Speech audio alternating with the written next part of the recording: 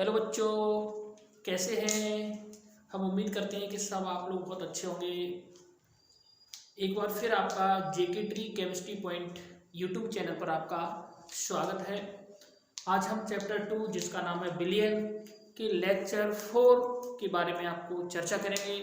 आज का जो हमारा टॉपिक रहेगा बहुत इम्पोर्टेंट और महत्वपूर्ण टॉपिक रहेगा। हमारे वीडियो को आप शुरू से लेकर के एंड तक अच्छी तरीके से देखिए। आज हम मोस्ट इम्पोर्टेंट क्वेश्चन जिसे हम राल्ट का नियम कहते हैं और कॉलिगेटिव प्रॉपर्टीज या अणुसंख्यक गुणधर्म के बारे में आपसे हम बात करेंगे। तो चलिए स्टार्ट करते हैं।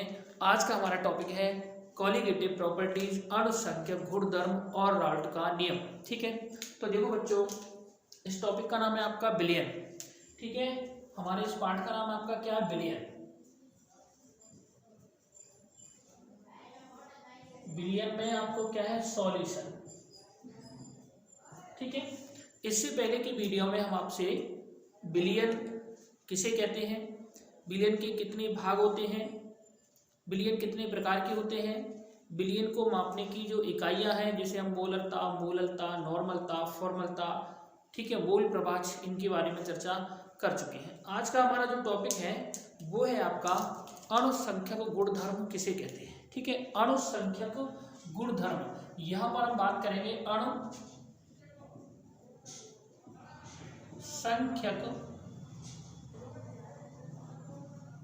गुणधर्म। ठीक है बच्चों, जिनको हम इंग्लिश में कॉलिगेटिव प्रॉपर्टी कहते हैं। ठीक है, तो ये कॉलिगेटिव प्रॉपर्टीज क्या होती हैं, बिलियन के कुछ ऐसे गुण होते हैं बच्चों जो बिलिय के कणों की संख्या पर निर्भर करते हैं। यानी बिलियन के कुछ ऐसे गुण होते हैं जो बिलिय के कणों की संख्या पर निर्भर करते हैं। कहने का मतलब जो बिलिय के ऊपर निर्भर करते हैं। यदि हम बिलिय को मिलाएंगे तो उसका जो गुण है वो कम भी हो सकता है, और यदि बिलिय को मिलाएंगे तो उसका गुण कैसा हो सकता है, ज्यादा भी हो सकता है। ठीक है, उदाहरण के लिए हम अगर बात करते हैं तो एक पात्र के अंदर हम, ठीक है, इसके अंदर हम क्या ले लेते हैं, जल के अणु ले लेते हैं या जल ले लेते हैं। जल एक आपका क्या है बच्चों, विलायक है। ठीक है, और दूसरे जो पात्र है आपका, ये पात्र आपका पहला है, और जो दूसरा पात्र रहेगा बच्चों उसके अंदर हम लेंगे आपका विलायक भी रहेगा, और प्लस उसके अंदर क्या मिला रहेगा, आपका बिलियन भी मिला रहेगा। ठीक है, ये आपके दो बराबर बराबर पात्र ले लिए। ठीक है, अब हमको इसको नीचे से हम क्या करेंगे, गर्म करेंगे। क्या करेंगे बच्चों, गर्म करेंगे। ठीक है, जब हम इसको भी गर्म करेंगे, ठीक है, तो गर्म करेंगे तो इसके जो अणु होंगे वो कैसे होंगे, आपके बॉयल होंगे, यानी वेपोराइज होना या वाष्प में परिवर्तित होना चालू हो जाएंगे। ठीक है, जैसे ही 100 डिग्री सेल्सियस टेम्परेचर आएगा वैसे ही इसके जो अणु है वो धीरे धीरे करके ऊपर की तरफ वाष्प के रूप में जाने लगेंगे। क्योंकि पात्र हमारा कैसा बेटा, बंद है, यानी हमने इसको ढक्कन से क्या कर दिया, बंद कर दिया। ठीक है, और यहाँ पर इसके अंदर जो हमने लिया है वो क्या लिया, आपका बिलियन लिया हुआ है। क्या लिया हुआ है, आपका बिलियन। क्योंकि बिलियन लिया हुआ है तो इसमें कुछ अणु है वो आपके, जब बिलियन हम मिलाएंगे तो उसके अणु उसके अंदर समान रूप से वितरित हो जाएंगे। उदाहरण के लिए जैसे मैंने पानी के अंदर क्या मिला लिया, नमक मिला दिया। नमक एक आपका विलेय है, तो इसका जो कुछ स्थान है वो विलेय के अणुओं के द्वारा घेर लिया गया। और देखो यहाँ टोटल इकाई है विलायक की है आपकी, टोटल कैसा आपका इसके अंदर विलायक भरा हुआ है। ठीक है, तो 1 2 3 4 5 6, यहां पर 6 विलायक के अणु रहेंगे। तो पहले जैसे ही वाष्पें बनेगी, वाष्पें कब बनेगी, पहले ये धीरे धीरे ऊपर की तरफ क्या करेंगे, गति करेंगे सभी। ऊपर जाकर के ये आपका द्रव का पृष्ठ भाग है। द्रव का कैसा भाग है आपका पृष्ठ, पृष्ठ को कह सकते हैं ऊपर का भाग, ठीक है, तल कह सकते हैं, ठीक है। तो कुछ समय बाद इस द्रव के जो सभी अणु है वो एक साथ ऊपर की ओर जाना प्रारंभ हो जाएंगे, अर्थात वो पहले तो पात्र की दीवारों पर क्या डालेंगे, एक दाब डालेंगे। उस दाब को हम क्या कहेंगे, वाष्प दाब कहेंगे। क्या कहेंगे इसको, बात। इनके देखो शब्दों को ध्यान से कहना, जितने अच्छे शब्दों को आप समझ लोगे उतने अच्छी तरीके से आप परिभाषाओं को दे सकते हो, ठीक है। लेकिन यहाँ पर जो विलायक के अणु है वो उनकी संख्या थोड़ी सी कैसी है आपकी, कम। देखिए यहाँ लाल कलर के जो पॉइंट दिखाए मैंने वो विलय के लिए है, वो जो काले कलर के लिए वो काय के लिए, विलायक के लिए। क्योंकि नमक आपका वाष्प के रूप में परिवर्तित नहीं होता, इसीलिए नमक के अणु तो आपके यही रहेगा। और यहाँ पर जो वाष्प के जो अणु है, जल के अणु, उनकी संख्या क्या है, थोड़ी सी 4 है। तो इनके द्वारा जो वाष्प दाब डाला जाएगा वो कैसा होगा आपका, कम। क्यों होगा, क्योंकि इसका कुछ स्थान विलय के अणुओं द्वारा घेर लिया गया है, ठीक है। तो कहने का मतलब इसका वाष्प दाब कैसा होगा, कम, और इसका वाष्प दाब कैसा होगा आपका, अधिक, ठीक है। तो ये आपका क्या माना जाएगा, एक अणुसंख्यक गुणधर्म माना जाएगा, क्योंकि विलय मिलाने पर वो कैसा हो गया आपका, कम हो गया। अगर मैं इसके अंदर दूसरी बात यह है कि पानी आपका 100 डिग्री सेल्सियस पर बॉयल होता है, उबलता है, जिससे हम उसको क्या कहते हैं, क्वथनांक कहते हैं। लेकिन जैसे ही हमने इसमें नमक मिलाया तो अब ये पानी आपका 100 डिग्री सेल्सियस पर नहीं उबलेगा, ठीक है। क्यों, क्योंकि इसके अंदर हमने क्या मिला दिया, विलय मिला दिया। वो भी कैसा विलय मिलाया, अवाष्पशील विलय। नमक कैसा, वाष्प के रूप में नहीं उड़ता। तो जैसे ही इसके अंदर नमक मिलाएंगे तो इसका क्वथनांक कैसा हो जाएगा, बढ़ जाएगा, यानी ये 100 डिग्री सेल्सियस पर नहीं उबलेगा। तो दूसरा जो पहला जो गुण था वो क्या होगा आपका, वाष्प दाब कम होगा, ठीक है। जो आपेक्षिक मतलब कुल वाष्प दाब का मान कम होगा। दूसरा आपका क्वथनांक में क्या होगा आपका, वृद्धि हुई, ठीक है। तीसरी बात, यदि हम इस पानी के अंदर हमने नमक मिलाया वो पानी अब 0 डिग्री सेल्सियस पर बर्फ में परिवर्तित नहीं होगा, यानी इसका हिमांक कैसा हो गया आपका, कम हो गया। हिमांक में कैसे हुई, कमी। तो इन्हीं गुणों को हम क्या कहते हैं, अणुसंख्यक गुणधर्म कहते हैं। यानी विलयनों के वे गुण जो विलय की कणों की संख्या पर निर्भर करते हैं, उन्हीं को हम क्या कहते हैं, अणुसंख्यक गुणधर्म कहते हैं। जैसे वाष्प दाब में आपेक्षिक अवनमन, आपेक्षिक अवनमन, ठीक है। क्वथनांक में उन्नयन आएगा आपका, हिमांक में क्या आएगा बेटा, अवनमन आएगा, ठीक है। उन्नयन माने होता है वृद्धि होना, अवनमन माने होता है आपका कमी होना, और लास्ट में आपका चौथा आएगा परासरण दाब, परासरण दाब, ठीक है। तो परिभाषा हमने जैसे हमें अगर बात करें तो पहले अणुसंख्यक गुणधर्म की अगर हम परिभाषा लिखें तो क्या लिखोगे, ठीक है। यानी विलयनों के वे गुण जो विलय के कणों की संख्या पर निर्भर करते हैं उनको ही हम अणुसंख्यक गुणधर्म कहते हैं, मीन्स कॉलिगेटिव प्रॉपर्टीज कहते हैं, है ना। अणुसंख्यक गुणधर्म विलयनों के वे गुण जो विलय के कणों की संख्या पर निर्भर करते हैं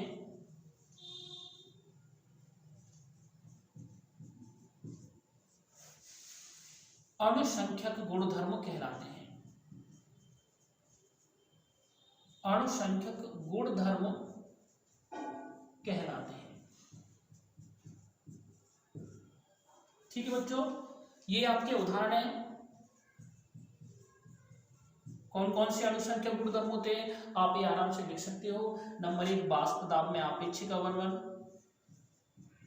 वाष्प दाब में आपेक्षिक अवनमन,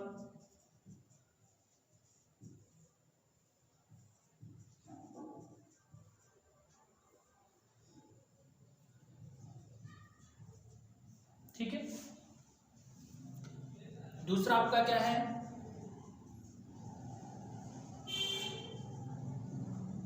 क्वथनांक में उन्नयन, उन्नयन को क्या बोलेंगे अपन, वृद्धि होना। ठीक है, तीसरा आपका हिमांक में अवनमन,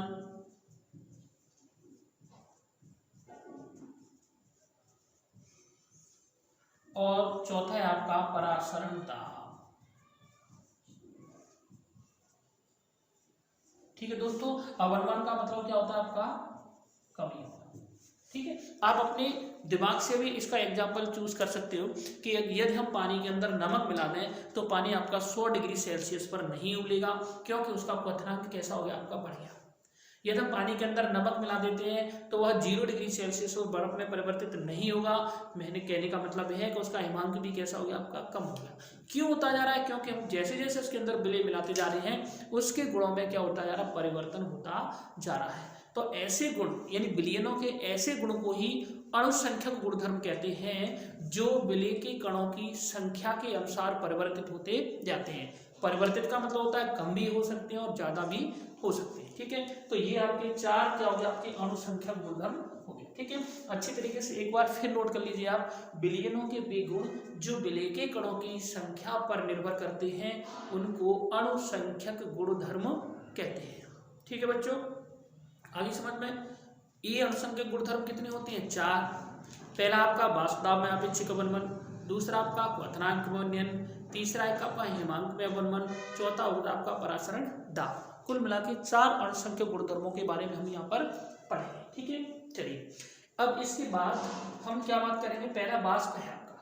ठीक है, तो वाष्प मैंने बताया था कि किसी द्रव की पृष्ठ सतह पर, ये पृष्ठ ऊपर की सतह को अपन क्या कहते हैं, पृष्ठ सतह कहते हैं। ठीक है, तो किसी द्रव की पृष्ठ सतह पर उपस्थित वाष्पों द्वारा आरोपित दाब को वाष्प दाब कहते हैं। ठीक है, एक बार फिर, किसी द्रव की पृष्ठ सतह पर उपस्थित वाष्पों द्वारा आरोपित दाब को वाष्प दाब कहते हैं। ठीक है, चूंकि ये शुद्ध विलायक का वाष्प दाब है, वाष्प दाब को हम वैसे तो P से प्रदर्शित करेंगे, लेकिन शुद्ध वाष्प दाब के लिए हम P0A का उपयोग करेंगे। ठीक है, किसका उपयोग करेंगे, P0A का उपयोग। ठीक है, तो एक बार अपन वाष्प दाब की भी परिभाषा आपको बता देते हैं। चलिए यहाँ पर वाष्प दाब की परिभाषा भी लिखते हैं अपन। ठीक है बच्चों, वाष्प दाब, ठीक है, तो किसी द्रव की पृष्ठ सतह पर, पृष्ठ सतह पर साम्य अवस्था, साम्य अवस्था का मतलब जो पृष्ठ ऊपर के तल पर जो सभी जल के अणु होंगे वो एक साथ ऊपर की तरफ उठेंगे। ठीक है, क्या उठेंगे, एक साथ। तो किसी द्रव की पृष्ठ सतह पर साम्य अवस्था में, साम्य अवस्था में उपस्थित वाष्पों द्वारा आरोपित दाब को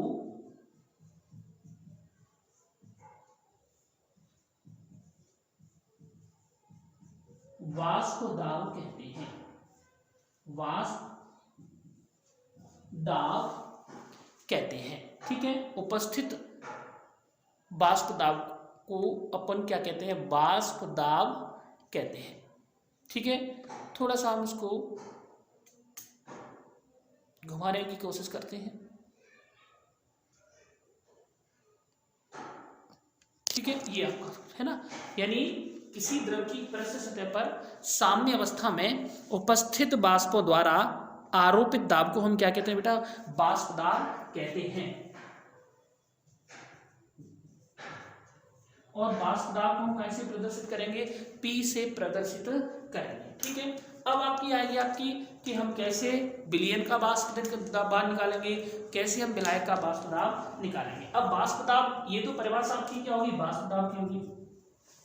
अब वाष्प दाब कम कैसे होगा, है ना, मैंने उदाहरण के लिए बताया कि जो शुद्ध जल का जो वाष्प दाब है, ठीक है, यानी शुद्ध जल का जो वाष्प दाब है वो कैसा होगा, ज्यादा होगा। क्यों?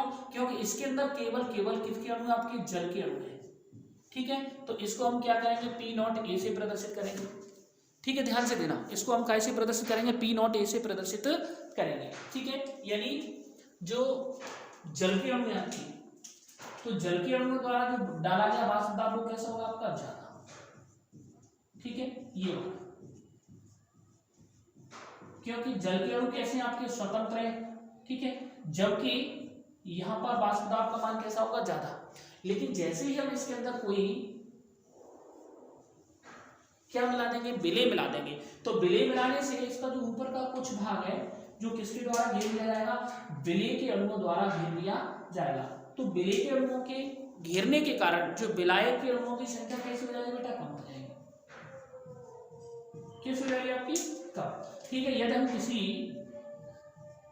जगह पर, यानी ये वाष्प दाब कैसा हो गया आपका, कम, और ये वाष्प दाब कैसा हो गया आपका, अधिक। ठीक है, यदि हम 10 व्यक्तियों द्वारा किसी चीज को धक्का मारेंगे तो दाब कैसा लगेगा, ज्यादा लगेगा। यदि हम 5 व्यक्तियों द्वारा दाब लगाएंगे तो दाब कैसा लगेगा, कम। क्योंकि यहाँ पर हमने जो विलेय मिलाया है वो कैसा है, अवाष्पशील है, और अवाष्पशील वाष्प के रूप में नहीं उठेगा भाई, और जो वाष्प के रूप में नहीं उठेगा तो वाष्प दाब उत्पन्न नहीं कर पाएगा। ठीक है, यानी तो यहाँ पर जो शुद्ध विलायक का जो वाष्प दाब रहेगा उसको हम पी नॉट ए से प्रदर्शित करेंगे, और जो विलयन का जो वाष्प दाब रहेगा वो क्या होगा, आपका पी ए से प्रदर्शित करेंगे। चूंकि कम किसका वाष्प दाब है, आपका विलयन का, तो वो आएगा आपका माइनस में पी ए, और अधिक किसका है, आपका शुद्ध विलायक का, तो पी नॉट ए माइनस क्या आएगा, आपका पी ए, और इसको हम परिवर्तित करेंगे आपका डेल्टा पी से। क्या करेंगे, डेल्टा। तो यहां से वाष्प दाब अवनमन की परिभाषा आपको बताई जाएगी। वाष्प दाब में अवनमन का मतलब होता है कि जब किसी शुद्ध विलायक में कोई अवाष्पशील विलेय मिलाएंगे तो प्राप्त विलयन का वाष्प दाब कैसा हो जाएगा, आपका कम हो जाएगा, और विलयन के वाष्प दाब में होने वाली कमी को हम क्या कहते हैं, वाष्प दाब में अवनमन कहते हैं। उसे डेल्टा पी से प्रदर्शित करते हैं। ठीक है, जब किसी शुद्ध विलायक में कोई अवाष्पशील विलेय मिलाते हैं तो प्राप्त विलयन के वाष्प दाब में कमी हो जाती है। देखो यहाँ पर वाष्प दाब का मान अधिक है, यहाँ पर वाष्प दाब का मान कैसा है, कम। कम वाला क्या हुआ, माइनस में, तो ये माइनस में चला गया, ये आपका प्लस में चला गया। ठीक है, तो यहाँ से इसी को अपन क्या कहते हैं, वाष्प दाब में अवनमन कहते हैं। अवनमन मीन्स क्या होता है, आपका कम। ठीक है बच्चों, इसको फटाफट से नोट कर लीजिए, स्क्रीनशॉट लीजिए, तब तक ये बात है।